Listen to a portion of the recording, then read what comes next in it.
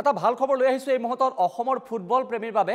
এটা সুখবৰ ভাৰতীয় ফুটবল দলৰ সম্ভাৱ্য তালিকাত অসমৰ খেলুৱৈ নাম অন্তৰ্ভুক্ত হ'ল অসমৰ নিৰ্ভৰযোগ্য ফৰৱাৰ্ড পাৰ্থিব গগৈ আৰু ফিফাৰ যোগ্যতাৰ নিৰ্ণয়কাৰী অন্তিম মেচৰ বাবে এই বাছনি আমি জনাইছো এটা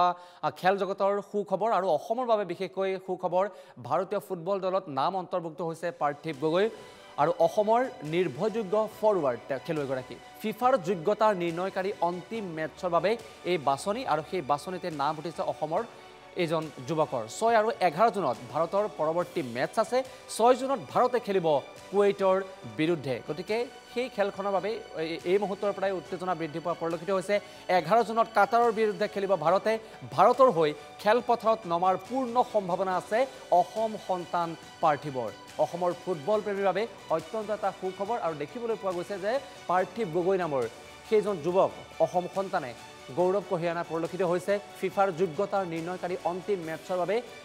বাছনি কৰা হৈছে অসম সন্তানৰ নাম 6 আৰু 11 জুনত ভাৰতৰ পৰৱৰ্তী মেচ আৰু 6 জুনত ভাৰতে খেলিব কুৱেইটৰ বিৰুদ্ধে 11 জুনত কাটাৰৰ বিৰুদ্ধে খেলিব ভাৰতে আৰু ভাৰতৰ হৈ খেলপথাৰত নমাৰ পূৰ্ণ সম্ভাৱনা আছে অসম সন্তান পাৰ্থিবৰ